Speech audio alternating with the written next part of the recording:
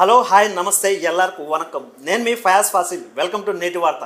ఈరోజు ఇంటర్వ్యూలో మనతో పాటు ఉన్న వ్యక్తి, ఆ వ్యక్తి పేరు చెప్పేదానికన్నా ఆ వ్యక్తి యొక్క పేరు బ్రాండ్ చెప్తే మన ఆంధ్ర స్టేట్ మొత్తం అందరికీ పరిచయమే.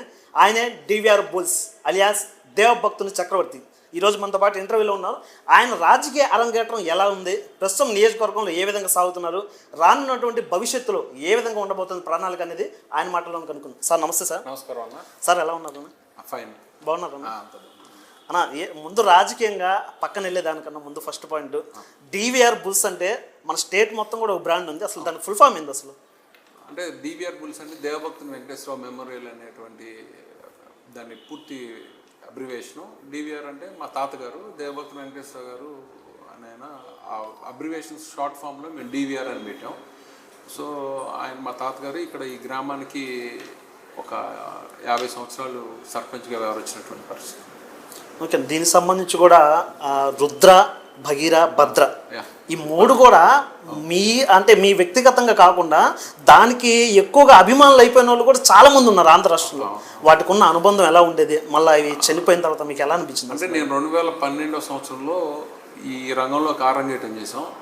ఆ రోజు ఉన్నటువంటి రాజకీయ నేపథ్యాల్లో నాకు ఉన్నటువంటి వెసులుబాట్లు కొంచెం ఖాళీ ఎక్కువ దొరకడం కారణం చేత మేము ఈ బౌలర్ పుల్లింగ్ స్టోన్ పుల్లింగ్ కాంపిటీషన్స్కి అటెండ్ అవ్వాలి, లేకపోతే మనం కూడా ఆ రోజున అప్పుడే జగన్మోహన్ రెడ్డి గారు కూడా అప్పుడే కొత్తగా వచ్చినటువంటి నేపథ్యం.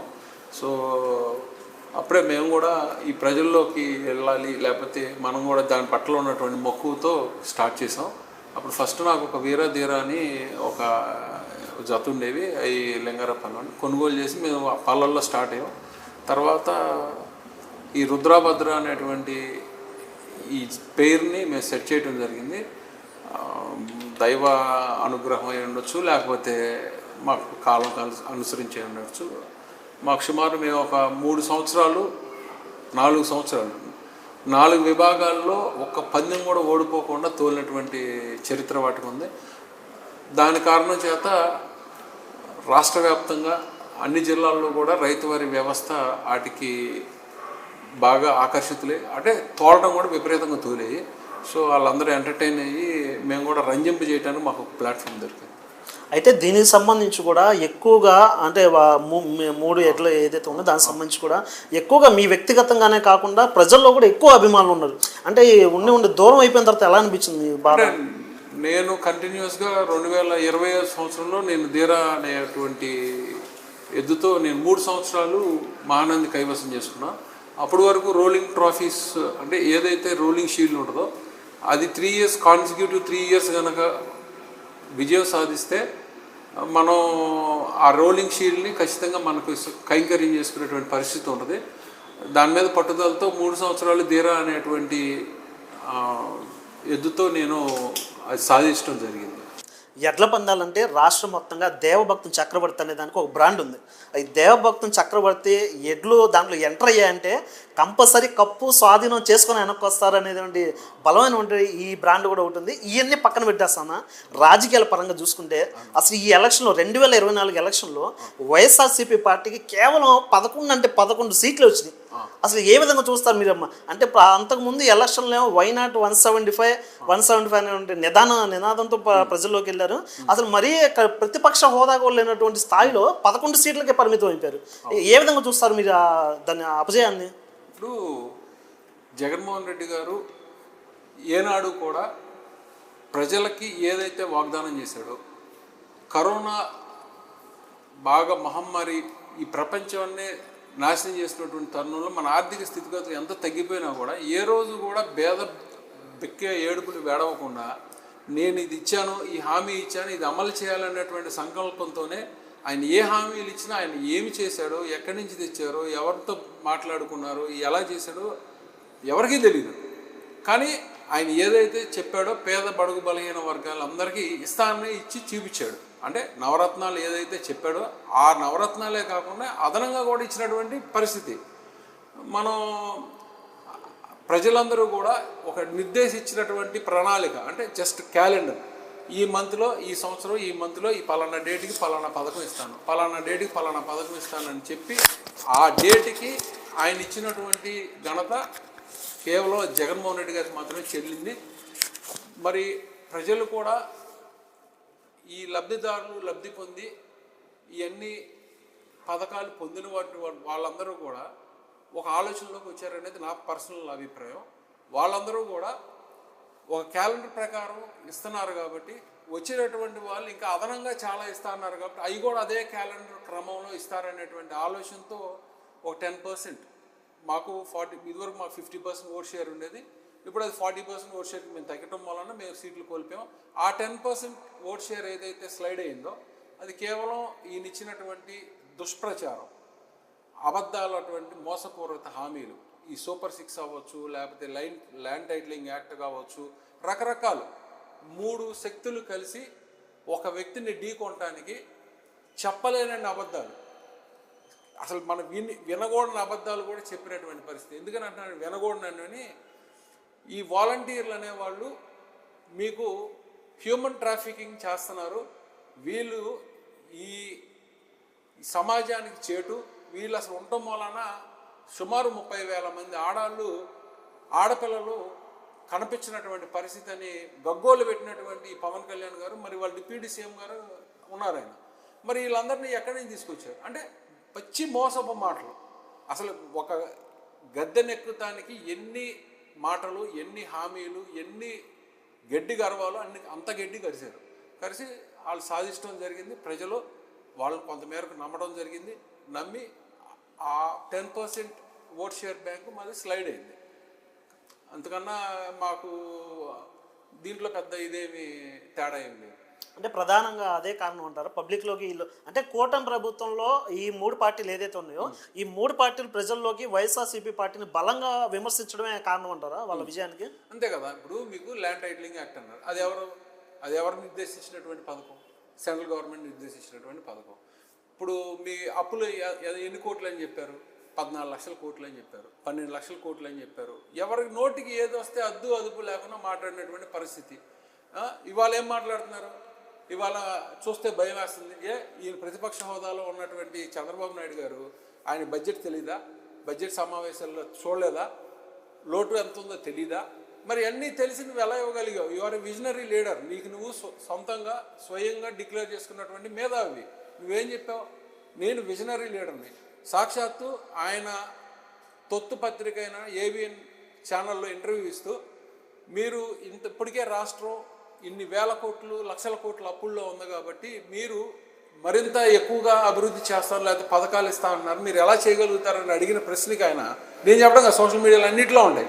దానికి ఆయన సమాధానం ఏం చెప్పారు? నేను విజనరీ లీడర్ని, సంపదను సృష్టిస్తాను, సంపదను సృష్టించి అప్పుని చేసి ఈ సంక్షేమ పథకాలు మరింత ఎక్కువగా ఇస్తానికి నేను చేయగలను, నా దగ్గర సమర్థత ఉంది, నాకు ఆ స్టామినా ఉందని చెప్పినటువంటి వ్యక్తి చంద్రబాబు నాయుడు గారు.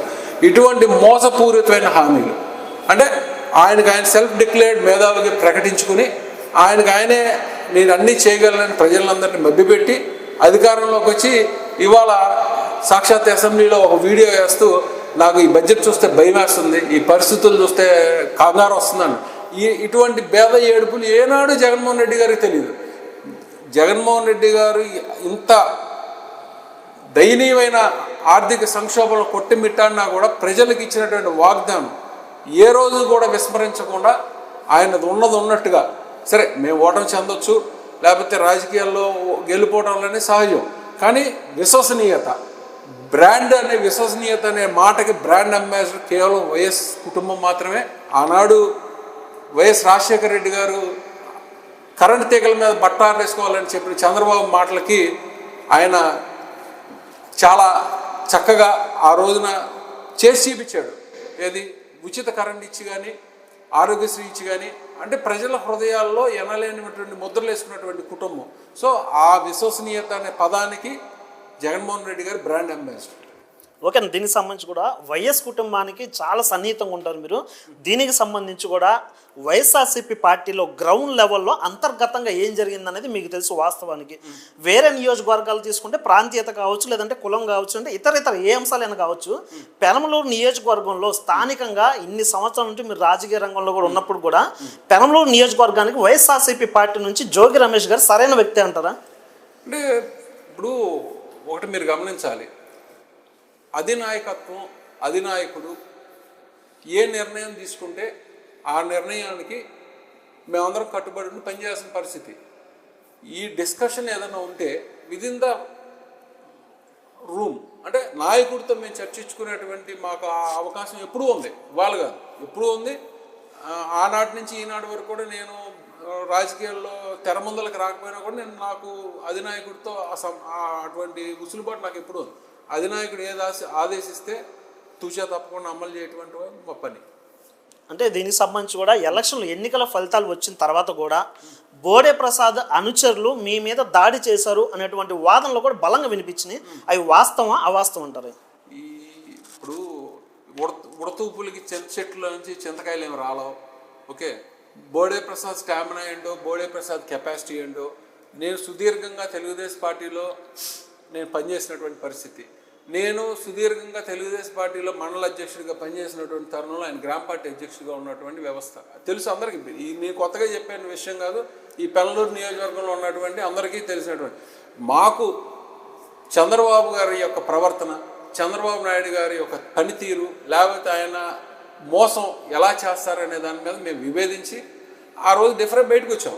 ఆ డిఫరెంట్ బయటకు రావడం వాళ్ళకి ఎప్పుడు తొమ్మిది చూసినటువంటి పరిస్థితులు ఎప్పుడూ లేవు. సో బోడే ప్రసాద్ అనే ఆ వ్యక్తికి నేను అసలు ఆయన అతని గురించి ఎక్కువ మాట్లాడాల్సిన పెద్ద పరిస్థితి ఏం కాదని నేను విమర్శించే స్థాయి కాదంటారా? ఇప్పుడు అతనికి ఏమి చేయాలో, ఏమి చెందాలో అతనికి ఒక అవగాహన లేనటువంటి వ్యక్తి. అదృష్టం అలా వరించింది, పార్టీగాలు అలా తోసింది నాయకుడే. గతంలో మీరు కూడా టీడీపీ పార్టీలో పనిచేశారు, ఆయన కూడా బోడే ప్రసాద్ గారు కూడా పనిచేశారు. మీ ఇద్దరికి సన్నిహితంగా ఎలా ఉండేది గతంలో? అంటే పార్టీ పరంగా వచ్చేపాటికి నేను ఒకటే చెప్తున్నా, మీరు గమనించండి. మీ ద్వారా ఒక సందర్భాన్ని గుర్తు చేసుకుందాం. ఒకసారి అనుమోల్ ప్రభాకర్ రావు గారు ఆయన ఎంపీటీసీకి ప్రజారాజ్యం పార్టీలోకి వెళ్ళిన తరుణంలో ఆయన మారిన తరుణంలో ఆయన అప్పుడు ఎంపీటీసీగా పోరెంగ్ గ్రామానికి వ్యవహరించేటువంటి పరిస్థితి. ఆయన మారిన తర్వాత దీన్ని ఎప్పుడైతే బై ఎలక్షన్లు వచ్చినాయో ఆ ఎలక్షన్లు రాగానే ప్రజారాజ్యం తరఫున అనుమోల్ ప్రభాకర్ గారు మిసెస్ పాల్గొనడం జరిగింది. తర్వాత మేమందరం కూడా గ్రామ కమిటీ మీటింగ్లో, అప్పుడు నేను మండల అధ్యక్షుడిగా ఉన్నామని, మా తండ్రి గారు స్టేట్లో కార్యదర్శిగా ఉండేవారు, రామ్మోహన్ గారు మాకు ఇన్ఛార్జ్గా ఉండేవాళ్ళు, గద్దె రామ్మోహన్ గారు. మేమందరం సమావేశమయ్యి అప్పుడు బోడే ప్రసాద్ గారి సతీమణి అయినటువంటి హేమ గారిని ఆ రోజున మేము అందరం ఎన్నుకున్నాం, ఆవిడని బరిలో దింపుదామని. సరే, బోడే ప్రసాద్ గారు ఆ రోజున అందరం కలిసి ఊరేగి వెళ్ళి నామినేషన్ వేసి వచ్చిన పరిస్థితి. నామినేషన్ వేసిన తర్వాత విత్డ్రాల్ టైంకి సాక్షాత్తు ఒక గ్రామ పార్టీ అధ్యక్షుడి స్థానంలో ఉన్నటువంటి బోడే ప్రసాద్ అప్పుడున్నటువంటి అనుమోల్ ప్రభాకర్ రావు గారు ఏది ప్రజారాజ్య పార్టీతో లోబడి వెంటనే నామినేషన్ విత్డ్రా చేశాడు. మాకు కనీసం తెలియని కూడా తెలియజేయాల. ఇది నేను చెప్పింది కాదు, ఇది చెప్పింది వాస్తవం. ఇది ఎవరు అడిగినా చెప్తారు. పెనలూరు మండలంలో ఏ గ్రామంలోకి వెళ్ళి ఆ రోజు జరిగినటువంటి సంఘటనలు ఎవడైనా చెప్తాడు.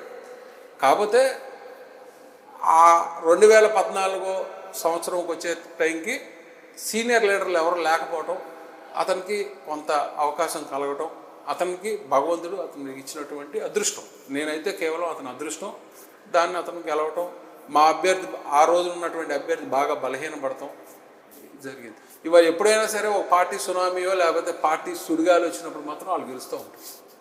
అదే కానీ వ్యక్తిగతంగా అయితే వచ్చే అంత పబ్లిక్లో ప్రజాదరణ అయితే లేదంటారు. అంటే ప్రజాదరణ అతనికి ఉంది, పార్టీ బేస్. పార్టీ ఎప్పుడు గాలుంటే అప్పుడు గెలుస్తాడు. వ్యక్తిగతమైన చరిష్మా వేరు. ఒక దేవినేని నెహ్రూ గారు అనేవాడు ఒక వ్యక్తిగతమైన చరిష్మా ఉన్నటువంటి నాయకుడు. అలా ఇప్పుడు కొంతమంది నాయకులు ఉంటారు, వాళ్ళు పర్సనల్ స్టేచర్ కలిగిన నాయకులు. అట్లా అతను పార్టీ గాల్లో ఉంటే పార్టీ గాల్లో ఏ అభ్యర్థిని పెట్టినా గెలిచేటువంటి పరిస్థితి ఉంటుంది. బోడే ప్రసాద్ కాకపోతే ఎవరికి ఇచ్చినా, ఇక్కడ అనుమోల్ ప్రభాకర్ ఇచ్చినా, ఎవరికి ఇచ్చినా కూడా గెలిచేటువంటి పరిస్థితి. అంటే నేను అనేది ఏంటంటే ప్రత్యేకమైనటువంటి లక్షణాలు. ఈయన కాబట్టి ఇది చేశాడు, ఈయన కాబట్టి ఇది చెందాడు, ఇది కాబట్టి ఇది చెందాడు అనేటువంటి పరిస్థితి ఏ రోజు లేదు. 2014 నుంచి 2019 వరకు అధికారంలో ఉన్నారు. మీరు గమనించండి, ఈ నియోజకవర్గంలో ఏ అభివృద్ధి కార్యక్రమం అయినా ఏ పెద్ద కార్యక్రమమైనా అంటే ప్రతి గ్రామంలోనూ ఒక ఉదాహరణ మీరు తాడిగడప తీసుకున్నట్లయితే వంతెన వాళ్ళ ప్రధానమైనటువంటి సమస్య. అది ఎవరి కాలంలో పరిష్కారమైంది? కాంగ్రెస్ ప్రభుత్వ హయాంలో పరిష్కారమైంది. అట్లా మేజర్ మొత్తం అన్నీ కూడా ఏది ఉయ్యూరు సెంట్రల్ లైటింగ్ ఎవరి కాలంలో అయింది? రాజశేఖర రెడ్డి గారు గవర్నమెంట్ టైంలోనే అయింది. అట్లా చెప్పుకోదగ్గటువంటి పెద్ద కార్యక్రమాలు. లేకపోతే ఈ పంట కాలువ మొన్న ఓపెన్ చేసిన పంట కాలువ రోడ్డు కూడా ఫ్లైఓవర్ కానివ్వండి, లేకపోతే ఈ రోడ్డు నిర్మాణం కార్యక్రమాలు కూడా చేసినటువంటి పరిస్థితి కేవలం అది 2004 నుంచి 2014 కాల వ్యవధిలోనే జరిగింది. సో డెవలప్మెంట్ యాక్టివిటీస్ మీద అతనికి ఒక ఫోకస్ లేదు, లేకపోతే ఏ గ్రామంలో ఏ సమస్యతో కొట్టిమిట్టాడుతుంది అనే దాని మీద అతనికి ఒక అవగాహన లేదు. ఈ సమస్యని ఎలా పరిష్కరించాలి అనేటువంటి దాని మీద ఆయనకి సరైనటువంటి సంకల్పం లేదు. అది నా పర్సనల్ అభిప్రాయం. అయితే దీనికి సంబంధించి కూడా మీరు ఫ్లైఓవర్ ఏమో కాంగ్రెస్ గవర్నమెంట్లో అయిందంటున్నారు. కాబట్టి ఈ కూటమి నాయకులు బోడే ప్రసాద్ గారు కూడా మొన్న ఫ్లైఓవర్ ఓపెనింగ్ అప్పుడు కూడా 2014 నుంచి 2019 టీడీపీ పార్టీ అధికారంలో ఉన్నప్పుడు దాదాపుగా 90% పూర్తి చేసాం, 10%కి పక్కన పెట్టేశారు వైసీపీ గవర్నమెంట్. మళ్ళీ కూటమి ప్రభుత్వం అధికారంలోకి వచ్చిన తర్వాత ఈ బ్రిడ్జి నిర్మాణం కావచ్చు, ప్రారంభోత్సవం కూడా మొత్తం మా ప్రభుత్వంలో జరిగిందన్నారు. దానికి ఏమంటారు? మీ ద్వారా ఓపెన్ ఛాలెంజ్ చేస్తున్నా. పంటకాలవ రోడ్డు రామాలయం నుంచి 100 అడుగుల రోడ్డు వరకు నిర్మాణ కార్యక్రమం చేపట్టాలనేటువంటి ప్రపోజల్ పెట్టినటువంటి గవర్నమెంట్ ఎవరు? వ్యక్తి అప్పుడు ఎవరు? MLA, Congress party MLA. అది 2009 నుంచి 2014 కాలంలో దీనికి టోటల్ డీటెయిల్ ప్రాజెక్ట్ రిపోర్ట్ వేసి ఇక్కడి నుంచి ఈ కాలువ కట్ట మీద నివాసం ఉంటున్నటువంటి పేద బడుగు బలహీన వర్గాలకు కూడా వేరే ఆల్టర్నేటివ్స్ ఇచ్చి పట్టాలు ఇచ్చి టోటల్ ఆ ప్రాజెక్ట్ మొత్తానికి రూపకల్పన చేసినటువంటి వ్యక్తి ఆనాడు ఎమ్మెల్యే, తెలుగు వైఎస్ఆర్ కాదు కాంగ్రెస్ పార్టీ చెందినటువంటి శాసనసభ్యుడు. నువ్వు చేసావా? నీ హాయంలో నువ్వు చేసావా? నువ్వు ఈ ప్రాజెక్ట్ తీసుకొచ్చావా? ఇది రెగ్యులర్ ప్రొసీజర్లో ఒక గవర్నమెంట్లో పెట్టినటువంటి ఫైల్స్ ఏదైతే మూవ్ అవుతాయో రెగ్యులర్ టెండర్ పిలుస్తారు. ఏ రోడ్డు నిర్మాణ కార్యక్రమం అయినా టెండర్ ప్రొసీజర్ ప్రకారం టెండర్ వాళ్ళు వస్తారు, వాళ్ళు వేస్తారు. గవర్నమెంట్ మాది ఉండొచ్చు, రేపు వేరే వాళ్ళది ఉండొచ్చు, కానీ ఇట్స్ ఎ రెగ్యులర్ ప్రొసీజర్. అంటే ఇప్పుడు నేషనల్ హైవేలో ఉంది, జగన్మోహన్ రెడ్డి గారు గవర్నమెంట్ వచ్చిందని జగన్మోహన్ గారు గవర్నమెంట్లో టెండర్లు ఇచ్చిన వాళ్ళకి తెలుగుదేశం గవర్నమెంట్ లేకుండా ఉండరు కదా. ఇప్పుడు అవుటర్ రింగ్ రోడ్ కానీ inner ring road it's a regular procedure. అంటే ఎవడ కాలంలో రిబ్బన్ కట్ చేస్తే నేనే క్లెయిమ్ చేసుకుంటాట, అది కాదు కదా. దానికి రూపకల్పన ఎవరో చేసినటువంటి వ్యక్తి ఆ రోజు కాంగ్రెస్ పార్టీ ఎమ్మెల్యే.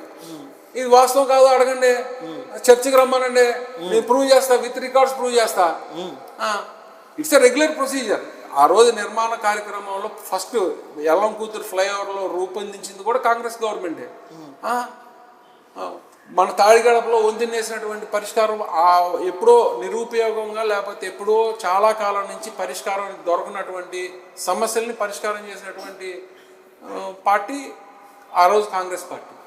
ఓకే, స్ట్రైట్గా ఒక పాయింట్ చెప్పండి అన్న. దానికి సంబంధించి కూడా ఎలక్షన్లో పార్టీ ఏ పార్టీ అయినా కావచ్చు, వైసీపీ కావచ్చు, టీడీపీ కావచ్చు, జనసేన కావచ్చు, ఏ పార్టీ అయినా కానీ ఎలక్షన్లో ఓడిపోయిన తర్వాత ఆ నియోజకవర్గానికి సంబంధించి ఇన్ఛార్జ్ అనేది నియమిస్తారు.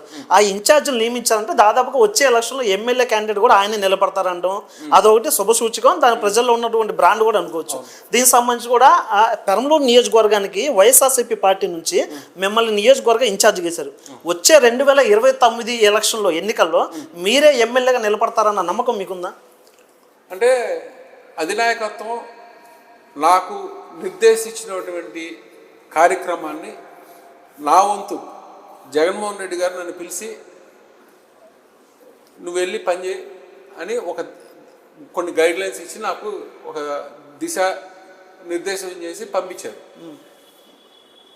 నా చూపు ఎప్పుడూ కూడా నా పార్టీ జెండా రెపరెపలాడేటట్టు చేయాలనేటువంటిదే నా ఆలోచన, నా విజన్ అంతే. నాకు ఎందుకు ఇవ్వాలా లేదా అనేది నాకు జగన్మోహన్ రెడ్డి గారు ఆలోచన.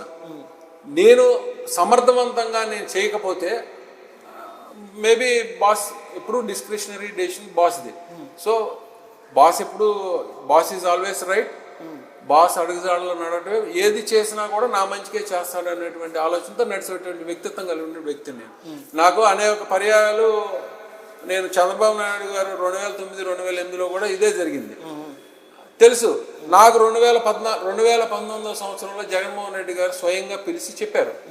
నన్ను ఆ రోజు ఉన్నటువంటి పార్థసారథి గారితో కూడా మాట్లాడటం మా ముందలే మాట్లాడారు. పార్థు, కొంచెం నీకు అకామిడేట్ చేయాల్సిన పరిస్థితి ఇక్కడ సుబ్బారావు అన్నాళ్ళు ఉంది, నీకు కొంచెం గన్నవరం వెళ్ళు.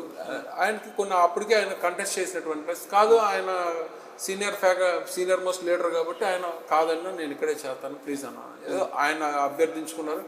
దాని మీద నాకు ఓపెన్గానే జరిగింది. అంటే తెరచాటున లేకపోతే ఈ పిచ్చి రాజకీయాలు చేయడం జగన్మోహన్ రెడ్డి గారికి చేత కాదు.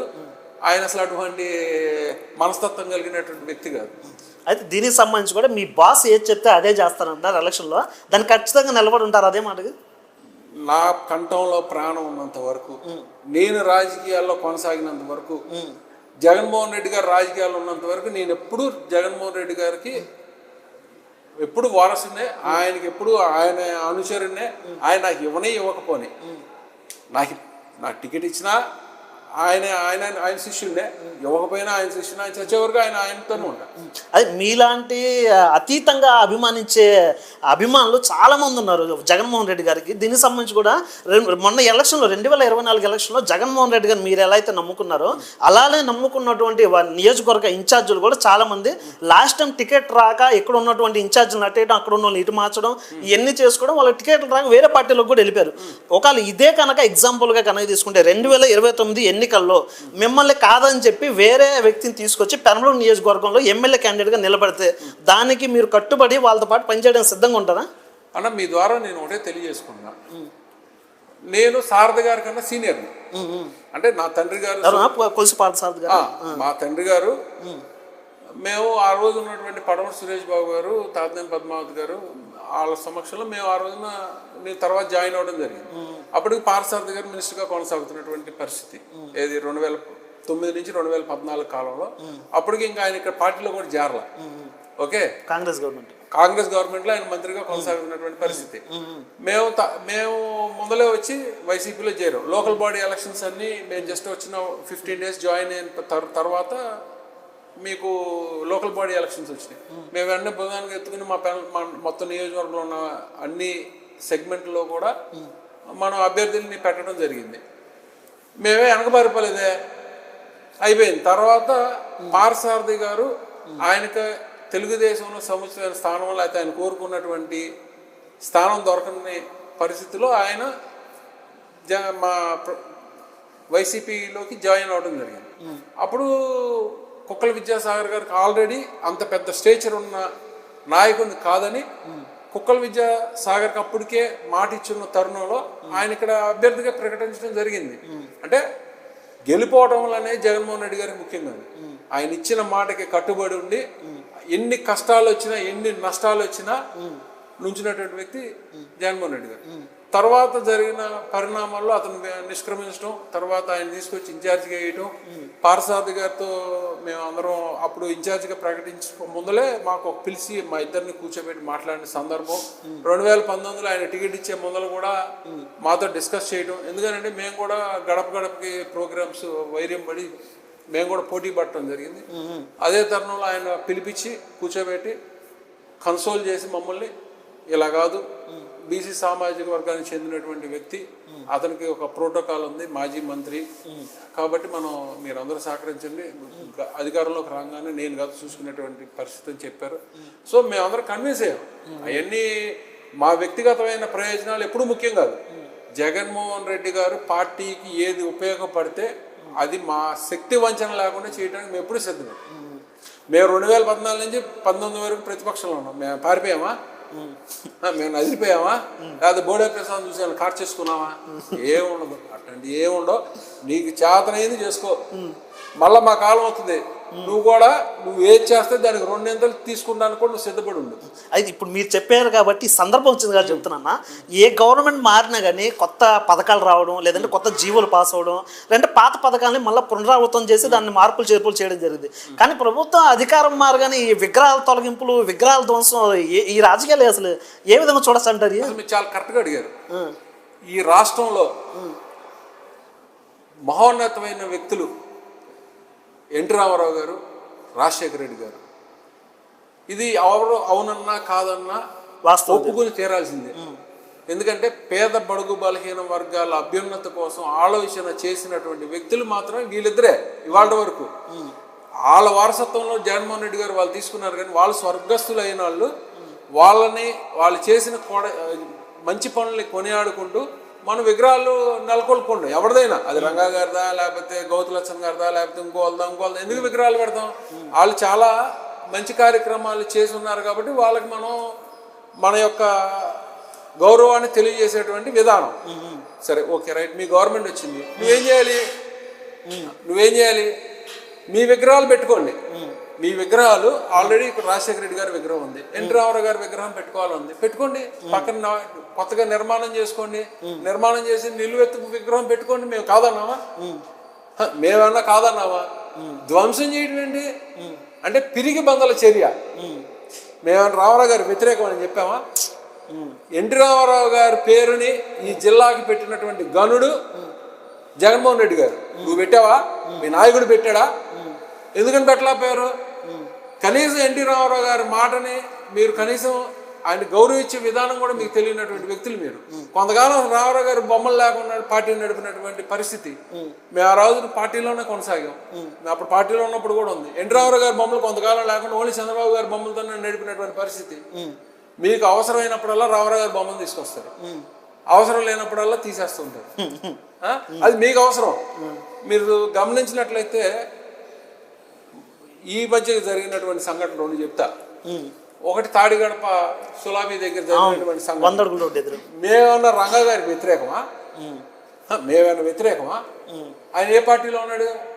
ఆయన అంతమందించింది ఏ పార్టీ? మీరే అన్నీ చేస్తారు. మీరే మళ్ళీ మీ సవితల ప్రేమలన్నీ మళ్ళా ప్రదర్శిస్తూ ఉంటారు. రాజశేఖర రెడ్డి గారి విగ్రహాన్ని ఉన్న రాజశేఖర రెడ్డి విగ్రహాన్ని రాత్రి తీసేశారు. మీరు సాధించింది ఏంటి? మీరేం సాధించారు? ప్రజల హృదయాల్లో రాజశేఖర రెడ్డి గారికి ఉన్నటువంటి ముద్రను మీరు చెరగొట్టగలిగారా? మేము కూడా ఎన్టీ రామారావు గారి విగ్రహాలు తీస్తాం. మేము రామారావు గారికి ఉన్నటువంటి అభిమానాన్ని మేము తీసేయగలమా? మేము మీకు మళ్ళీ చిల్లర పనులు చేయటం మాకు చేత కాదు. మా నాయకుడు మాకు నేర్పలేదు. ఇటువంటి చౌకబారు రాజకీయాలు, చిల్లర రాజకీయాలు, లడ్డు విషయాలు ఇప్పుడు చూస్తున్నాం కదా. సాక్షాత్ నాయకుడే పెద్ద చిల్లర రాజకీయాలు చేస్తుంటాడు. వాళ్ళ వారసులుగా ఉన్నటువంటి చంద్రబాబు నాయుడు వారసులుగా ఉన్నటువంటి వీళ్ళు ఇంతకన్నా ఏం ఎక్స్పెక్ట్ చేస్తాం మనం? పెరంబలూరు నియోజకవర్గంలో 100 అడుగుల రోడ్డుగా రాజశేఖర రెడ్డి విగ్రహం రాత్రి తీసేశారు. ఆ విషయం మీ దగ్గరికి తెల్లవారు 24 గంటల గడవక ముందు మీ దగ్గరికి వచ్చింది. దాని మీద స్పందన ఏది లేదు. కనీసం అక్కడ నిరసన వ్యక్తం చేయడం కానీ, ధర్నా చేయడం కానీ ఏది చేయలేదు. ఇదే పాయింట్ కనుక చూసుకుంటే 2019లో వైఎస్ఆర్సీపీ గవర్నమెంట్ రూలింగ్లో ఉన్నప్పుడు టీడీపీ విగ్రహాలు కనుక కూల్చేస్తే ఎమ్మటినే టీడీపీ నాయకులకు వెళ్ళి సిపి ఆఫీస్కి వెళ్ళి కంప్లైంట్ చేయడం, అక్కడ ధర్నా చేయడం ఏదో ఒకటి చేశారు. కనీసం ఎందుకని స్పందించలేదు ఆ విగ్రహం విషయంలో? మీరు చాలా చక్కటి క్వశ్చన్ అడిగారు. మీరు గమనించినట్లయితే మన విజయవాడ నడిబొట్టులో ఆనాడు లగడపాటి రాజగోపాలరావు గారు ఎంపీగా ఉన్నప్పుడు ఒక పోలవరం నమూనాని కింద వేసి దానిపైన స్టాచ్యూ పెట్టినటువంటి సందర్భం కంట్రోల్ రూమ్ దగ్గర. అవును. ఇదే చంద్రబాబు నాయుడు గారు 2014 నుంచి 19 కాలంలో దాన్ని ట్రాఫిక్ అంతరాయం కలుగుతుందని తొలగించడం జరిగింది. ఏం సాధించా? మేము వచ్చాం, మళ్ళీ అదే విగ్రహాన్ని పక్కన పెద్ద ఎత్తున పార్క్ నిర్మాణం చేసాం. సేమ్ థింగ్ చెప్తున్నా. నీ ద్వారా తెలియజేస్తున్నా ప్రసాద్, నువ్వు ఓన్లీ చిన్న సైజు విగ్రహాన్ని తొలగించగలిగావు అనుకో, అక్కడ అదే ప్రాంతంలో అదే ప్లేస్లో కాంస్య విగ్రహాన్ని జగన్మోహన్ రెడ్డి గారి చేతుల మీదుగా రేపు రాబోయే కాలంలో మా గవర్నమెంట్ రాగానే ఖచ్చితంగా నిర్మాణం చేసి చూపిస్తాం. దాంట్లో ఎటువంటి డోకా లేదు. అట్టుకు 2 అట్లు ఖచ్చితంగా మీకు మళ్ళీ చిల్లర రాజకీయాలు మేమే చేయం. మేము రామారావు గారి జోలికి వెళ్ళాం. మేము రామారావు ఏ విగ్రహాన్ని ధ్వంసం చేయం. మా విగ్రహాలు ఎక్కడైతే మీరు తొలగించారో అక్కడ నవ విగ్రహాలు, కొత్త విగ్రహాలను, కాంస్య విగ్రహాలను ఖచ్చితంగా నిర్మాణం చేస్తాం. దాంట్లో ఎటువంటి ఆలోచన లేదు. అయితే దీనికి సంబంధించి కూడా దాదాపు ఒక 2-3 రోజుల నుంచి సోషల్ మీడియాలో, ఆ టీవీ ఛానల్లో కూడా ఇటు ప్రస్తుతం ఉన్నటువంటి ఎమ్మెల్యే బోడే ప్రసాద్ మీద కూడా ఎక్కువగా ఆరోపణలు అనేది వస్తున్నాయి. కబ్జాలు చేశారు, ఎక్కువగా వాళ్ళని కొంతమంది బెదిరించారు అనేటువంటి వార్తలు ఎక్కువగా దుమారం కొడతాయి. దాని మీద మీరేం స్పందిస్తారు? ఇప్పుడు మీరు గమనించండి, ల్యాండ్, శాండ్, మైను, ఈ 3 ప్రధానమైనటువంటి ఆదాయ మార్గాలుగా మా మిత్రుడు కూడా ఎన్నుకున్నట్టున్నాడు. ఎందుకంటే జరిగినటువంటి శాండ్ ఈ బార్ నుంచి ఆ బార్కి ఎల్లం కూతురులో పులపాక చోడవరం అన్ని రీచ్లు మా నదీ పరివాహ ప్రాంతం ఏదైతే మా నియోజకవర్గం పక్కన ఉందో యథేచ్ఛగా నిస్సిగ్గుగా తెలుగుదేశం పార్టీకి సంబంధించిన నాయకులు లేకపోతే యంత్రాంగం మిషన్ల లోపల పెట్టి లోడింగ్ చేసుకుని వచ్చినటువంటి డబ్బుని నీకింత నాకింత నీకింత అని పంచుకునేటువంటి పరిస్థితి. ఇది కాదా అని అడుగుతున్నా. ఇది నేను సాక్షాత్తు ఏడీ మైన్స్కి లెటర్లు పెట్టా, కలెక్టర్కి పెట్టా, తర్వాత నీకు డిఎస్పి గారికి పెట్టాం, జిల్లా ఎస్పీలకి పెట్టాం. మీకు సాక్షాత్తు మీ దోపిడీ వ్యవస్థకి అడ్డుకట్టేయాలని సాక్షాత్తు ఒక డిఎస్పి వచ్చి ఎలం కూతురు రీచ్ల్లో మిషన్లు పెట్టి తవ్వించి ఆ దారులన్నింటినీ ధ్వంసం చేసినటువంటి పరిస్థితి. అదేందన్నా ఇప్పుడు పోయినసారి మీరు అధికారంలో ఉన్నప్పుడు కూడా మీ ప్రభుత్వం అధికారంలో ఉన్నప్పుడు కూడా బోడే ప్రసాద్ కూడా అర్ధరాత్రి వెళ్ళిపోయి అక్కడ కూర్చొని ధర్నా చేశారు. అధికారంలోకి వస్తే కనీసం ఒక్కడు కూడా ఏ అవినీతి కూడా జరగనివ్వను, ఎవరు కూడా ఈ మాఫియా దాంట్లో అడుగు పెట్టనివ్వకుండా చేస్తున్నారు. మీరేం ఇలా అంటున్నారు ఈ విషయంలో? మీరు గమనించండి, మీ అందరికీ నేను చెప్పవసరలా, నాకన్నా అందరూ ప్రజలు కూడా చాలా వివేకవంతులు. ఎలక్షన్ జరిగేటువంటి తరుణంలో జేపీ గ్రూప్ వాళ్ళకి ఇచ్చి అప్పట్లో వాళ్ళకి ఇసుక తరలింపు చేసేటువంటి కాంట్రాక్ట్ వాళ్ళకి ఇచ్చారు. మీరు గమనించినట్టయితే ఈయన శుద్ధపూసలాగా బోడే ప్రసాద్ అనేవాడు అసలు ఇసుక గురించి ఏమీ తెలియనటువంటి శుద్ధపూసలాగా చోడవరం గ్రామంలో రాత్రిపూటలో టెంట్ వేసుకుని టెంట్లో దోమలు కుట్టుకుంటూ గోక్కుంటూ సోషల్ మీడియాలో విపరీతమైన పబ్లిసిటీ ఇచ్చినటువంటి వ్యక్తి. నీ స్ట్రైట్ అవే నిన్నే క్వశ్చన్ అడుగుతున్నా, ప్రసాద్ నువ్వు ఇప్పుడు ఏం చేస్తున్నా, నువ్వు చేసే పని ఏంటి, నీకు ఇప్పుడు కనపడతలేదా, నీకేం కనపడతలేదా అని అడుగుతున్నా. ఈ పబ్లిసిటీ స్టంట్లో వాళ్ళ అధినాయకుడు మించిపోయినటువంటి వ్యక్తులు వీళ్ళు. వాళ్ళ అధినాయకుడు వీళ్ళ దగ్గర కొంత నేర్చుకోవాలి. ఇంకా ఈ పబ్లిసిటీ స్టంట్లో దాంట్లో అసలు ఎటువంటి ఆలోచన లేదు. సాయంకాలాన్ని అయ్యేపాటికి ఎవరి కలెక్షన్ వాళ్ళకి వచ్చేయాలి. ఇది నీకు, ఇది నాకు, ఇది నీకు, ఇదే పని, వీళ్ళకి వేరే పనే లేదు. అదే మీ జగన్ గారు నీకు 15,000 నీకు 15,000 అలా కదన్నా. ఇప్పుడు మీరు చెప్తున్నాను లిక్కర్ టెండర్లో మీరు వేయనివ్వకుండా ఎందుకు ఆపారు? మీరు చేయలేదా? సాక్షాత్తు మీ ఈపరాలతో పేరుతో నువ్వు వేయించుకున్నావు, వేయలేదా? పెనలూరులో నువ్వు షాప్ పెట్టనిచ్చావా? నేను అడుగుతున్నాను నిన్నే తిన్నగా. దాసరి లక్ష్మి గారు ఎవరో మీ హేమ గారికి స్వయాన చెల్లి. నువ్వు పారింగ్లో పెనలూరు సెంటర్లో పెనలూరు గ్రామంలో నువ్వు ఎవరైనా వైన్ షాప్ పెట్టనిచ్చావా? ఎందుకు పెట్టనివ్వలా? నువ్వు ఎవరైనా టెండర్ వేయనిచ్చావా? వేయనివ్వలేదు కదా, నువ్వు అడ్డుకున్నటువంటి పరిస్థితి కదా. నేను అదే అడుగుతున్నా. మీరు దోచుకో, దాచుకో, పంచుకో, ఇదే, ఇది వేరే ఏం లేదు. ప్రతిదీ నియోజకవర్గం మొత్తం ప్రతిదీ ఇది అది ఏమి మినహాయింపు ఏమి లేదు. ఇది చేయొచ్చు, ఇది చేయకూడదు, ఇది చేయాలి, ఏమి లేదు. మీ దీనికి సంబంధించి కూడా గత 5 ఏళ్లలో పెనమలూరు నియోజకవర్గంలో అభివృద్ధి అనేది అట్టకేసేసారనేటువంటి వాదనలు అయితే వాళ్ళ అధికారులు లేనప్పుడు అయితే బలంగా వినిపించారు. ప్రధానంగా రోడ్లు పెనమలూరు నియోజకవర్గంలో మామూలు కానూరు కావచ్చు, అంటే తాడిగడప కావచ్చు, ఇవన్నీ ప్రధానంగా ఉన్న రోడ్లు కావచ్చు. ఇటీవల కాలంలో కానూరు రోడ్లో దాదాపుగా రోడ్డు కూడా వేసేసారు. ఈ రోడ్లో కూడా కానూరు రోడ్లో దాదాపుగా 5 ఏళ్లలో నోచుకున్న రోడ్డు కూటమి ప్రభుత్వం అధికారంలోకి వచ్చిన తర్వాత రోడ్లు వేశారు. దానికి ఏ విధంగా చూస్తారంటే అభివృద్ధి జరిగిందంటారా, లేదంటే రోడ్ల వరకే కాన్సన్ట్రేషన్ చేశారంటారా? మీ ద్వారా బహిరంగ సవాల్ విసురుతున్నా, మీ ద్వారా బాగా రండి. 2019 నుంచి 2024 సంవత్సరం వరకు ఈ కానూరుకి సంబంధించినటువంటి రోడ్డు 2009 నుంచి 2014 కాలంలో మాత్రమే ఇది R&B గ్రాంట్తో ఆనాడు ఎమ్మెల్యే, కాంగ్రెస్ ఎమ్మెల్యేగా ఉన్నటువంటి వ్యక్తి నిర్మాణం చేసినటువంటి పరిస్థితి. ఓకే, 14 నుంచి 19 వరకు నువ్వే ఉన్నావు, నువ్వే శాసనసభ్యుడివి, నువ్వేమన్నా వేసావా రోడ్డు? నిన్ను స్ట్రైట్ క్వశ్చన్ అడుగుతున్నా. నువ్వు వేస్తే నువ్వు చెప్పు, నేను తప్పు అయితే నిన్ను క్షమాపణ కోరుకుంటా. నువ్వు వేయలా. 2019 నుంచి 2024 వరకు ఏ రోజైనా సరే చిన్న గుంట పడితే వెంటనే ఇమీడియట్గా దాని వెంటనే ప్యాచ్ వర్క్ చేసుకుని దాన్ని కాపాడుకుంటూ 2024 సంవత్సరం వరకు కొనసాగాం. ఒక చిన్నపాటి తుఫాన్ వస్తే రోడ్డు కొట్టుకుపోతే వేయడానికి నీకు 8 నెలలు ప్యాచ్ వర్క్ చేసావు. నువ్వు రోడ్డు నిర్మాణం చేసావని నీ ద్వారా ప్రశ్నిస్తున్నా. ఏ ఊళ్ళో నూతన నిర్మాణం చేశారు? మీరు చేసినవన్నీ ప్యాచ్ వర్క్లే.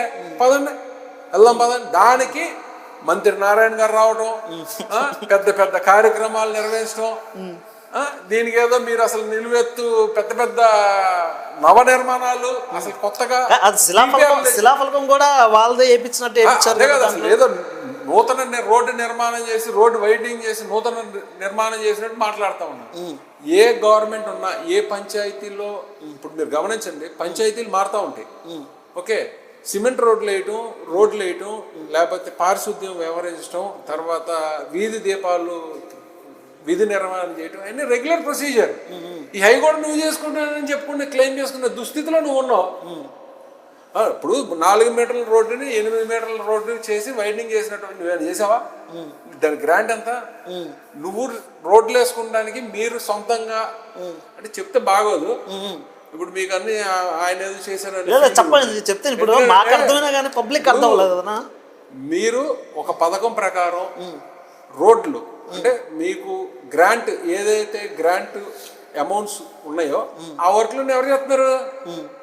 కాంట్రాక్ట్లు చేస్తున్నారా? ఏ చిన్నపల్లిని అడిగినా చెప్తాడు ఈ మున్సిపాలిటీలో ఎవరు చేస్తున్నారు ఏంటో. నేను కొత్తగా చెప్పేది ఏంటి, వాళ్ళు చేయట్లేదు అంటారా? ఎవరు చేస్తున్నారు? ఏ ఒక్క అవకాశం ఉన్నా కూడా, ఏ ఒక్క రూపాయి దాని ద్వారా మార్గం ద్వారా మనకి వచ్చే మార్గం ఉన్నా కూడా మీరే చేసుకుంటున్నారు. ఇది నీకు, ఇది నాకు, ఇది నీకు. ఎవరు చేశారు? సీసీ రోడ్లు వేసారు. 4 కోట్లు 2 కోట్లు పెట్టి సీసీ రోడ్లు వేస్తున్నారు. తార్ రోడ్లు వేసారు. గ్రాంట్ ఉన్న డబ్బులన్నీ ఎవరు వేసారు? నువ్వే వేసావు. నువ్వు వేయలేదా? నువ్వు బినామీలు పెట్టుకుని నువ్వు చేసుకోలేదా? నువ్వే చేసుకున్నావు. ఏదో కాంట్రాక్టులను ఎంటర్టైన్ చేసినటువంటి కాంట్రాక్టులను బెదిరించి కాంట్రాక్టుల పేరు మీద వీళ్ళే నడుపుకునేటువంటి పరిస్థితి ఇవాళ. ఏ వర్కులకైతే గ్రాంట్లు ఉన్నాయో ఆ గ్రాంట్లన్నీ వీళ్ళే సొంతంగా చేసుకుంటున్నారు. మేమే ఆక్షేపించట్లా. మీ శుద్ధపోస కౌరులు ఆపి ఆడి దొంగ వీడి దొంగ అని చెప్పడం ఆపేసి మీ శుద్ధపోస కాదనేది నేను చెప్పాలన్నటువంటి ఉద్దేశం.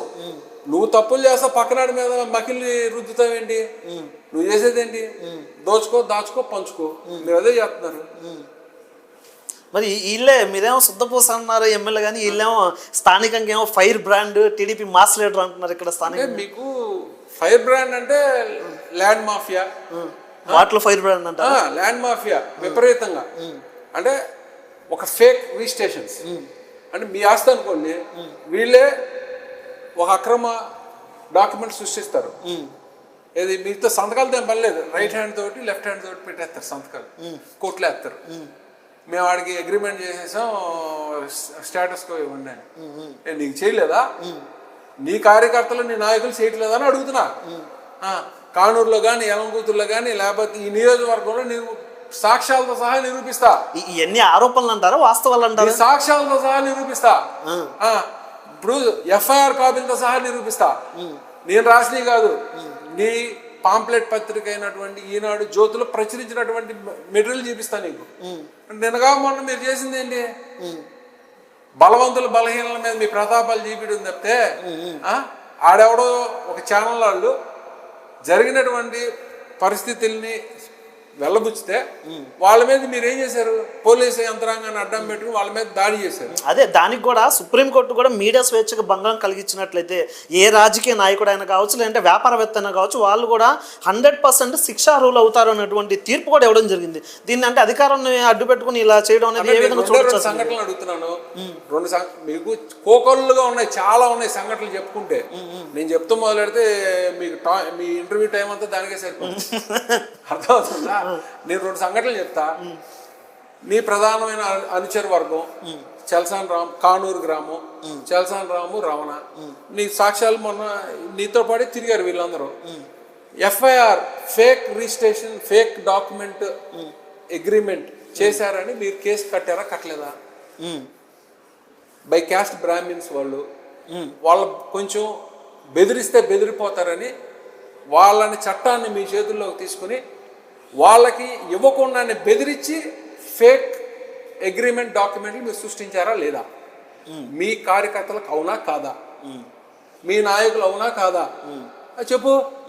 నిన్నగా మొన్న జరిగినటువంటి ఎలం కూతురు జనసేన మీకు ఇద్దరు నాయకులు, ఒకడేమో ఆయన చుట్టాలు, ఒకడేమో వీళ్ళు చుట్టాలు. వాళ్ళకి పడట్లేదు. అవును, డబ్బులు ఇప్పుడు పంచుకునే దగ్గర తప్పులు ఎప్పుడు ఏ పెద్ద పెద్ద ఫ్యాక్షన్ అయినా కూడా పంచుకునే దగ్గర తగాదాలు వస్తాయి. ఫ్యాక్షన్ ఎందుకు పుట్టింది? దోచుకుంది పంచుకునేటప్పుడు తేడాలు వచ్చినప్పుడు ఫ్యాక్షన్ పుట్టింది. మరి అదే జరిగింది ఎలం కూతురులో కూడా. ఎందుకు గొడవ జరిగింది? మీ ద్వారా నేను ప్రశ్నిస్తా ఉన్నాను. ఎలం కూతురు గ్రామంలో ఎందుకు గొడవ జరిగింది?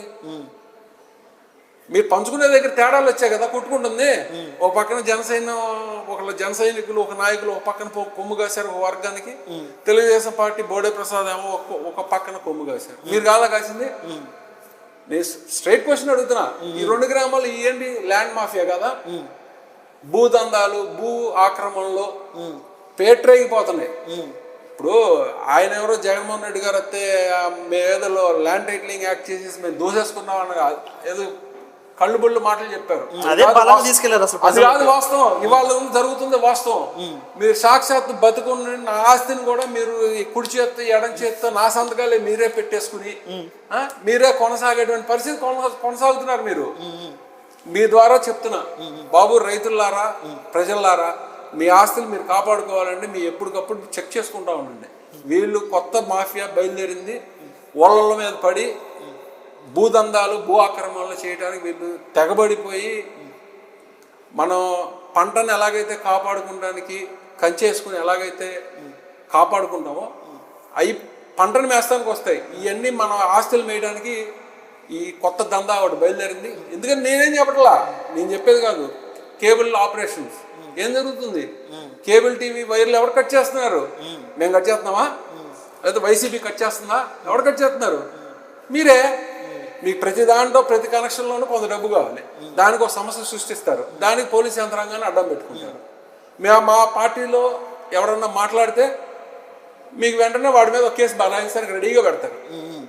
బెదిరియటం, మమ్మల్ని బెదిరియటం, మీరు వెంటనే దారులన్నీ సుగమం చేసుకుంటాం. వెంటనే ఎంటర్ ద డ్రాగన్. పెద్ద బాస్ వస్తాడు, ఈ చిన్న పిల్లకాయలు అందరూ వెళ్ళిపోగానే పెద్ద బాస్ వస్తాడు, సెటిల్మెంట్ మాట్లాడుకుంటే ఇది నీకు, ఇది నాకు, ఇది నీకు, క్లోజ్. నేను కాదా అని అడుగుతున్నా. నేను ఎఫ్ఐఆర్ కావాలని చూపిస్తా మీకు, ఇది కాదా? అయితే ఇటీవల కాలంలో కూడా పోరంకిలో స్థానికంగా ఉన్నటువంటి తాడిగడప మున్సిపల్ కమిషనర్కి ఎమ్మెల్యే బోడే ప్రసాద్కి ఇద్దరికి పడట్లేదు, అంటే ఇద్దరి మధ్యలో సందిగ్ధత కరెక్ట్గా లేదనేటువంటి వాదనలు కూడా వస్తూ ఉన్నాయి. దాంట్లో వాస్తవం ఎంత అంటారు, లేదంటే ఏం కూడా ఆరోపణలు అంటారు? అవి అంటే ఇప్పుడు చట్టబద్ధతగా చట్టం ప్రకారం రూల్ పొజిషన్ ప్రకారం నడవాలనేటువంటి ఆలోచనలు కమిషనర్ గారు ఉన్నట్టు నేను భావిస్తూ ఉన్నాను. వీళ్ళకి వీడికి 100 రూపాయలు ఇంటి పన్ను ఏమంటే వీడికి 100 రూపాయలు ఈయన సంతకం పెట్టేయాలి. వీడు పడదు కాబట్టి ఈ పార్టీకి సంబంధించిన వాడికి 20,000 వేసేయమంటే ఆడు 20,000 వేసేయాలి. అసలు ఇంటి పన్నులు వేసే మొదలెట్టుకుని కుళాయిల దగ్గర నుంచి అన్నీ వీళ్ళే. అసలు అటెండెన్స్ మీరు గమనించినట్లయితే ఈ కాంట్రాక్ట్ లేబర్ ఉంటారు. ఈ కాంట్రాక్ట్ లేబర్ని ఎవరు నియమించాలి, ఎవరిని అటెండెన్స్ తీసుకోవాలి కూడా వాళ్ళే నిర్ణయిస్తారు. నువ్వు వాళ్ళకి చక్కగా ప్రసన్నం చేసుకుని వాళ్ళు ఉన్న నాయకులందరికీ చక్కగా చూసుకుంటే నీ హోటల్ ముందర పార్కింగ్ నడుస్తుంది. లేకపోతే హోటల్ వాళ్ళ దగ్గర మొదలుకొని చిల్లర వ్యాపారస్తుల దగ్గర వరకు దోపిడీ వ్యవస్థ కొనసాగుతూనే ఉంది. వాళ్ళ ఎవరైతే సానుభూతి పరులు ఉంటారో వాళ్ళ ఇళ్ళ ముందర ఏదైనా పెట్టారనుకో అవన్నీ ఓకే. అదే వేరే వాళ్ళు ఎవరైనా పెట్టారనుకో రూల్స్ అంటారు. రూల్స్ ఏది న్యాయం? సమన్యాయం ఇవ్వమని మేము కోరుతా ఉన్నాం. అలా కమిషనర్ గారి మీద మేము ఒత్తిడి తీసుకొస్తున్నాం అనే తరుణంలో ఆయన మాట సరిగ్గా వింటలేదు. వాళ్ళకన్నా వ్యక్తిగతమైన అభిప్రాయ భేదాలు ఉండొచ్చు. కానీ మేమైతే రూల్ ఏదైతే చెప్పుద్దో పర్మిట్ చేస్తుందో దాని ప్రకారమే నడవమని మేము మీ ద్వారా కోరుకుంటాం.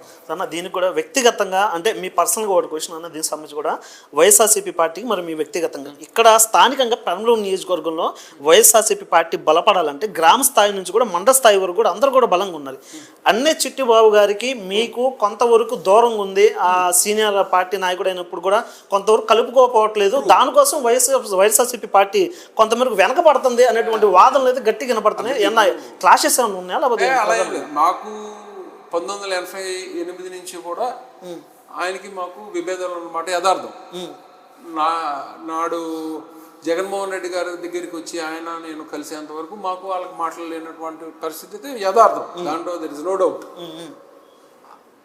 88కి పూర్వం మా తాతగారు సర్పంచ్గా కొనసాగేటువంటి పరిస్థితుల్లో ఆయన కూడా మాతోనే కొనసాగినటువంటి వ్యక్తి. అంటే అప్పటికి ఆయన బాల్యం నుంచి కూడా మా తాతగారితో ఉండేవాడు. 1988లో డిఫరై బయటికి వెళ్ళిన తర్వాత 89 ఎలక్షన్లో అతను కంటెస్ట్ చేసి గెలవడం జరిగింది. ఆనాటి నుంచి ఈనాటి వరకు వాళ్ళకి మాకు లేనమాట యథార్థం. There is no doubt. ఆయన ఒక పార్టీలో ఉంటే నేను ఒక పార్టీలో ఉండేవాడు. మేము ఎప్పుడు తెలుగుదేశంలో ఉన్నాం, వాళ్ళు కమ్యూనిస్టులను లేకపోతే కాంగ్రెస్లో కొనసాగినటువంటి పరిస్థితి. మేము ఇటు వచ్చిన తర్వాత వాళ్ళ నెహ్రూ గారితో పాటు తెలుగుదేశంలోకి వెళ్ళినటువంటి పరిస్థితి. అంటే ఎప్పుడు కూడా డిఫరెంట్ పార్టీస్లో మేము ట్రావెల్ అయ్యాం ఇప్పుడు వరకు కూడా. సో ఎప్పుడైతే నెహ్రూ గారు వాళ్ళ అబ్బాయి అవినాష్ గారు మళ్ళీ వైసీపీలోకి వచ్చారో వాళ్ళు కూడా మళ్ళీ వైసీపీ పార్టీలోకి రావడం జరిగింది. 2019 ఎలక్షన్లకి వాళ్ళు తెలుగుదేశానికి ఉన్నారు. 24లోనే మేము వాళ్ళు కలిసి ఒకే పార్టీలో కొనసాగినటువంటి పరిస్థితి. నేను జగన్మోహన్ రెడ్డి గారు ఒకటే చెప్పారు, నాకు అవినాష్ కూడా అంత మొదలు మాట్లాడలేనటువంటి పరిస్థితి. కాకపోతే జగన్మోహన్ రెడ్డి గారు నువ్వు అవినాష్ కూర్చొని మాట్లాడుకుని ఈ ప్రాబ్లం ఇదంతా గ్రూపులు వ్యవహారాలు ఉండకూడదు, సో సార్ట్అవుట్ చేయండి అని చెప్పారు. దాని మీద మా తమ్ముడు అవినాష్ గారు కూడా ముందుకొచ్చి అందరం కూర్చొని సార్ట్అవుట్ చేసుకుని సుదీర్ఘంగా మాకు ఉన్నటువంటి వ్యక్తిగతమైనటువంటి కక్షలు అవన్నీ తీసి పక్కన పెట్టి ఇద్దరం కలిసి హ్యాండ్ ఇన్ హ్యాండ్ వెళ్తున్నాం. నేను ఆయన ఇప్పుడు రాష్ట్ర పార్టీ కార్యదర్శిగా కూడా నేనే వెళ్ళి సిఫార్సు చేసి అన్న పెద్ద ఆయనకి ఏంటని వేయడం జరిగింది. ఎందుకంటే ఆయన మా తండ్రి గారు సమకాలీకులు, ఒక వయసులో ప్రయాణం చేసినటువంటి సందర్భం. వాళ్ళ వయసు మీరింది, వాళ్ళకి సుమారు 74 ఏళ్ళు వచ్చినాయి. వాళ్ళ సలహాలు సంప్రదింపులు ఈనాడు కూడా వాళ్ళ పొద్దున కూడా మాట్లాడాం. అంటే పార్టీలో ఈ నియోజకవర్గంలో ఎవరిని నియమిద్దాం, ఎలా చేద్దాం, ఈ స్టాండ్ ఏంటి, మన విగ్రహాలు ధ్వంసమైనటువంటి సందర్భంలో కూడా నేను మాట్లాడాను. ఎలా చేద్దాం, ఏం చేద్దాం, వాళ్ళకు ఉన్నటువంటి అపారమైన అనుభవాన్ని మనం తీసుకుని మన ప్రయాణంలో అది ఏ మేరకు ఎలా ఉపయోగపడితే అలా ఉపయోగించుకుని నేను ఎప్పుడు సిద్ధం. నాకు అలాంటి రాజకీయాల్లో పర్మనెంట్గా ఒకే పార్టీలో ఉన్నప్పుడు మా ఇద్దరి యొక్క వ్యక్తిగతమైనటువంటి కక్షల వలన పార్టీకి ఎటువంటి పరిస్థితుల్లో రవ్వంతా కూడా నష్టం జరుగుతానికి సహించేది లేదు. అవసరమైతే నేనే 4 మెట్లు దిగి వెళ్ళి కిందకి వెళ్ళి కలుపుకెళ్తాను, ఎప్పుడు సిద్ధమే. అదే ప్రక్రియ ఇప్పుడు కొనసాగుతుంది. అయితే ఈ మధ్య కాలంలో కూడా వైఎస్ఆర్సీపీ పార్టీ చేపట్టేటువంటి కార్యక్రమాల్లో కూడా కొంతవరకు కనిపించట్లేదు అనేటువంటి వాదనలు కూడా అంటే వ్యక్తిగతంగా ఏమన్నా కారణాల వల్ల రాలేకపోతున్నారు, లేకపోతే పార్టీకి దూరంగా ఉంటున్నారు? అలా ఏం లేదు. ఆయనకి కొంచెం ఆరోగ్యం సహకరించక కొన్ని ఆపరేషన్ అండర్పోయారు. ఆయన మొన్న దేవాలయాల్లో సందర్శించినప్పుడు అటెండ్ అయ్యారు. నిన్న కంగిపాడులో అక్రమ అరెస్టులు చేస్తే వాళ్ళకి సానుభూతి వ్యక్తం చేయడానికి స్టేషన్ దగ్గర కూడా అలాంటిది ఏం లేదు. ఆయన కూడా సిన్సియర్గా చేయాలనేటువంటి ఆలోచనలో ఉన్నారు. ఆయన కూడా ఎందుకంటే మా తాతగారు ఆయనకి చిన్నప్పటి నుంచి ట్రావెల్ అయినటువంటి పరిస్థితులు, నన్ను కూడా నా బాల్యంలో ఆయన కూడా ఎక్కించుకుని తిప్పినటువంటి పరిస్థితులు. నేను స్కూల్లో జాయిన్ అవుతే ఆయనే నన్ను తీసుకెళ్ళి జాయిన్ చేసినటువంటి పరిస్థితులు. సో నాకు అలాంటిదే వాళ్ళ వయసులో చాలా పెద్దవాళ్ళు, వాళ్ళు మనం ఏ సూచనలు ఇస్తే దాన్ని ఫాలో అయ్యి మనం కలిసి ప్రయాణం చేయటం. ఎందుకంటే ఆయన నాయకుడు జగన్మోహన్ రెడ్డి, నా నాయకుడు జగన్మోహన్ రెడ్డి. జగన్మోహన్ రెడ్డి గారు ఏది చెప్తే చేయటమే, దూకమంటే దూకటమే అంతే. ఇంక దాని గురించి డిస్కషన్ ఎందుకు ఏంటి లాజిక్లు ఏమి ఉండవు. ఓకే అన్న, ఇంటర్వ్యూ కూడా లాస్ట్ ఫినిషింగ్ వచ్చేసింది కాబట్టి వైఎస్ఆర్సీపీ పార్టీలో ప్రధానంగా ఉన్నటువంటి నాయకుల గురించి 2 మాటలు చెప్పమంటే మీరు ఏమేమి చెప్తారనేది నేను చెప్తాను. దాన్ని బట్టి మీరు 2 మాటలు చెప్పండి. అంబటి రాంబాబు గారు డైనమిక్ లీడర్, కొడాలి నాని ఇంకా బ్రాండ్ ఫైర్ బ్రాండ్ వాడికి. ఇంకా అతని గురించి మనం ఎందుకంటే నాకు చాలా మంచి మిత్రుడు. ఇవాళ కూడా మీకు తెలియజేస్తాం, ఇంత కష్టకాలంలో కూడా జగన్మోహన్ రెడ్డి గారు దూకి చెయ్యి అంటే దూకేస్తాడు. కొడాలని ఇన్ని కష్టాలు ఎన్ని నష్టాలు వచ్చినా కూడా నిలబడడానికి అతను ఎప్పుడు అతను కంట్రోల్లో ప్రాణం ఉన్నంత వరకు జగన్ గారితోనే ఉంటాడు. There is no doubt. Vallabhaneni Vamsi మంచి మిత్రుడు. పార్టీ పరంగా ఆయన మంచి ప్రజాసేవ కార్యక్రమాలు చేసినటువంటి పరిస్థితులు కాదు, ఇప్పుడు కాదు, 2004 నుంచి ఆయన చేస్తూనే ఉన్నారు. పేరు నాని ఇంకా చెప్పవసరలా. ఫైర్ బ్రాండ్ అంటారా? ఇంకా ఆయనకు ఉన్నటువంటి ఓర్పు, ఓపిక, సహనం, ఓర్పుకి మారుపేరు. ఏదన్నా ఒక పని చేయాలంటే దానికి వేసేటువంటి వ్యూహ రచన లేకపోతే ప్రణాళిక, ఆయన అందరికీ ఎప్పటికీ నాకు ఎప్పుడు ఆయన నెంబర్ 2లోనే ఉంటాడు. నెంబర్ 1 బాస్ తర్వాత వాళ్ళిద్దరు నాకు ఇద్దరు నానీలు. నాకు ఇంకా వాళ్ళ తర్వాత ఇంకెవరైనా నాకు. జోగి రమేష్ గారు చాలా మంచి హ్యూమన్. అంటే నాయకుడికి ఉండాల్సిన లక్షణాలు ఉన్నాయి. అంటే నేను ఒక చిన్న ఉదాహరణ చెప్తున్నా. పారంకి గ్రామంలో మొన్న జరిగినటువంటి ఎలక్షన్లో గొడవ జరుగుతుంది. ఎలక్షన్ రోజు స్కూల్లో నాకు ఫోన్ చేశారు, నేను కూడా అక్కడికి వెళ్ళాను. పారంకి గ్రామంలో ఉన్న అగ్రవర్ణాలందరూ కూడా ఒక తాటి మీదకి వచ్చి దాడికి తెగబడ్డారు. మేము కూడా, నేను వెనక్కి తిరిగి చూసుకుంటే మా వాళ్ళు కూడా ఉన్నారు. సరే, ఎగబడేటువంటి పరిస్థితిలో మమ్మల్ని మేము కాపాడుకోవాలి కదా. నాయకుడు అనేవాడు అలా నుంచో అని వెంటనే అనగానే అంగుళం కూడా వెసకుండా నుంచున్నట్టాగే అందరి కోసం నిలబడ్డాడు. ఆ క్యారెక్టర్ అనేది చాలా తక్కువ మంది నాయకులకు ఉంటుంది. జోగి రమేష్ గారు అది అతనికి ఉంది. బట్ ఇప్పుడు గెలిపోవడంలోనే సహజం, రాజకీయాల్లో సహజం అయింది. ఇప్పుడు పార్టీ వాళ్ళది గెలిచింది కాబట్టి అది ఇబ్బందులు పెట్టచ్చు. కానీ నాయకుడిగా ఉండాల్సిన లక్షణాలు అయితే మన పార్టీ కోసం నుంచిన వాళ్ళందరినీ వదిలేసి పారిపోలా ఉన్నాడు. అంటే ఆ రోజు జరిగినటువంటి సంఘటనలు ఉన్నాడు. సో నాకు అది బాగా, నా సంఘటన నాకు ఒక మంచి, అంటే ఆయనతో పార్టీ కోసం నిలబడే వ్యక్తి. అంత అవినావ సంబంధాలు తక్కువైనా కూడా జరిగినటువంటి సంఘటనలు నేను ఆయనతో ఎక్కువ ట్రావెల్. నాకు దీర్ఘకాలికంగా అయితే నా నీతోనే కొడాలని, వాళ్ళతో నాకు కొడాలని నా చిన్నప్పటి నుంచి మంచి మిత్రుడు. సరే, అతనికి ఎన్ని కష్టాలు వచ్చినా వాడు వెనకాల ఉండడానికి అయితే నేను సిద్ధం. దాంట్లో దెర్ ఇస్ నో డౌట్. వాడికి వచ్చే కష్టాలలో నేను పాల్పంచుకుంటాను. నేను ఇవాళ వాళ్ళు చెప్తున్నా, ఇవాళ వాళ్ళకి గడ్డు కాలం కదా, ఈ గడ్డు కాలంలో కూడా ఉంటాను. దాంట్లో there is no doubt. Peddireddy Ramachandra Reddy పెద్ద ఆయన. దేవినేని అవినాష్ మంచి హ్యూమన్. అంటే నేను చాలా పెద్ద ఫోబియాలు ఉండేవాడిని అతని మీద. లేదో పెద్ద నాకు అంత విభేదాలు ఉన్నప్పుడు, విభేదాలు కొనసాగిన తరంలో అతని గురించి వేరేగా ఉండేవాళ్ళు. తను అది కాదనేటువంటి అభిప్రాయంలోకి నేను ఊహించింది వేరు, అతను వేరు. వెరీ గుడ్ పర్సన్ అనేది కేసీఆర్ నాని అన్న. ఇప్పుడు అది అంటే పార్టీ మారిన తర్వాత వచ్చింది అసలు. ఇప్పుడు పార్టీ మారినా మారిపోయినా ఆయన అసలు రాజకీయాల్లో రాకముందులో కూడా కేసినేని ట్రావెల్స్ అనేది ఒక బ్రాండ్. అతను ఒక మొనార్గానే ఆ రంగంలో, ఆ బస్ స్టాండ్, ఆ రవాణా వ్యవస్థ, రవాణా రంగంలో. అంటే మాకు రవాణా రంగంలో మాకు ట్రాన్స్పోర్ట్ కంపెనీలు ఉన్నాయి కాబట్టి నాకు పరిచయాలు ఉన్నాయి. అతను ఒక ఫైర్ బ్రాండ్గానే కొనసాగాడు. ఇప్పుడు కాదు, అప్పటి నుంచి కూడా. రాజకీయాలు అతీతంగా బెదవాడ రాజకీయం పుట్టక ముందు నుంచి ఉన్నారు. ఏది ట్యాక్సీ స్టాండ్ గొడవలు మొదలుకొని ఈ హైర్ బస్సులు గొడవల దగ్గర మొదలుకొని వాళ్ళు ఇప్పుడు వరకు వాళ్ళు ఫైర్ బ్రాండ్. అన్నయ్య ఎప్పుడు ఫైర్ బ్రాండ్. వెల్లంపల్లి శ్రీనాథ్ అయితే నాకు అంత పరిచయాలు లేవు. కాకపోతే మంచిది. మళ్ళీ అది విష్ణు అన్నయ్య ఏదైనా ఒక పని అనుకుంటే ఆ పనికి పట్టుకుని అయ్యే వరకు అవిశ్రాంతంగా తిరుగుతాడు. ఏం ఫీల్ అవ్వడు. ఒక పని నీకు కమిట్మెంట్ ఉంది, ఈ పని చేద్దాం అనుకుంటే అది పట్టుకుని తిరుగుతూ ఉంటాడు. కమిట్మెంట్ ఉన్న లీడరు, ఒక లీడర్ని నమ్ముకుంటే ఆ లీడర్ వెనకాల కొనసాగే వ్యక్తి. అలాగే రాజశేఖర రెడ్డి గారితో ఉన్నాడు. ఇప్పుడు జగన్ గారితో కూడా ఆయన టికెట్ ఇవ్వలేదు కదా అని చెప్పి ఆయన ఎటు వెళ్ళినటువంటి పరిస్థితి. నమ్ముకున్న సిద్ధాంతాల కోసం పనిచేసేటువంటి వ్యక్తి. ఎందుకంటే రంగా గారితో దగ్గర నుంచి ఆయన అప్పటి నుంచి నాకు బాగా సుదీర్ఘంగా పరిచయం. ఎందుకంటే ఆ గుణం వాళ్ళేమో రంగా గారితో ఉన్నాడు, మేము నెహ్రూ గారితో ఉన్నాం. లాస్ట్గా ఫైనల్గా ఒకే క్వశ్చన్, 2 మాటలు జగన్మోహన్ రెడ్డి గారి గురించి చెప్పమంటే ఏం చెప్తారు? ఈ ఆంధ్ర రాష్ట్రానికి అటువంటి లీడర్ అందించినటువంటి వైఎస్ఆర్ గారు కానీ, విజయమ్మ గారు కానీ, అటువంటి లీడర్ని ఈ ఆంధ్ర రాష్ట్ర ప్రజల యొక్క అదృష్టం. ద ఓన్లీ 2 లీడర్స్ బాగా చరిష్మా, అంటే ప్రజాకర్షణ కలిగినటువంటి వ్యక్తులు ఈ రాష్ట్రంలో. ఒకటి ఎన్టీఆర్, తర్వాత వైఎస్ జగన్. ఎందుకంటే అంత ప్రజాకర్షణ కలిగినటువంటి వ్యక్తి, పొలిటికల్ సూపర్ స్టార్. ఒక్క ముక్కలో చెప్పాలంటే he is the political super star అంతే, అంతే. Nothing else. Political super star. మరో జగన్ ఇంకెప్పటికీ రాలేడు, రాడు కూడా.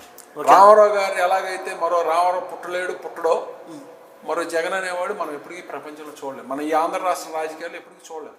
ఓకేనా, లాస్ట్ ఫైనల్ క్వశ్చన్ అన్న, పెనమలూరు నియోజకవర్గ ప్రజలకి మీరు ఏ సందేశం ఇస్తారు, ఎటువంటి అంశాలని ప్రజల్లోకి తీసుకెళ్ళబోతున్నారు, వచ్చేటువంటి ఎలక్షన్లో ఏ విధంగా ఉండబోతుంది పార్టీ బలోపేతం? అంటే మేము ప్రతిపక్షంలో ఉన్నాం. ఇవాళ నేను హామీలు ఇచ్చేస్తాననే పరిస్థితిలో నేను లేను. ఎందుకనంటే అధికారంలో ఉన్నటువంటి వ్యక్తులు, అధికారంలో ఉన్నటువంటి నాయకులు వాళ్ళు చేసేటువంటి ఈ దాచుకో పంచుకో అనేటువంటి విధానాలకి మేము ఎప్పుడు ప్రతిఘటిస్తాం. ప్రజా వ్యతిరేక విధానాలు ఏది చేపట్టినా, లేకపోతే కూటమి ప్రభుత్వం మా నాయకుల మీద కానీ కార్యకర్తల మీద కానీ ఏ దాడి చేసినా కూడా తీవ్రమైనటువంటి ప్రతిఘటన చేస్తూ నా కార్యకర్తల్ని, నా నాయకుల్ని కవచకుండంలాగా కాపాడుకుంటూ మేము మా నాయకుడు ఇచ్చినటువంటి సేవా కార్యక్రమాలు, అంటే ఇప్పుడు మేము చేయగలిగిందల్లా సేవ. అంటే మాకు చేత అయినంత వరకు, మాకు ఉసులుబాటు ఉన్నంత వరకు, మా వ్యక్తిగతమైనటువంటి ఫండ్స్తో మేము చేయగలిగినంత మ్యాక్సిమం చేయడానికి ట్రై చేస్తాం. ఓకేనా, అది రైట్. చూసారుగా, ఈ వారం ఇంటర్వ్యూలో మనతో పాటు ఉన్నటువంటి వ్యక్తి దేవభక్తం చక్రవర్తి గారు చెప్పినటువంటి మాటలు విన్నారు కదా.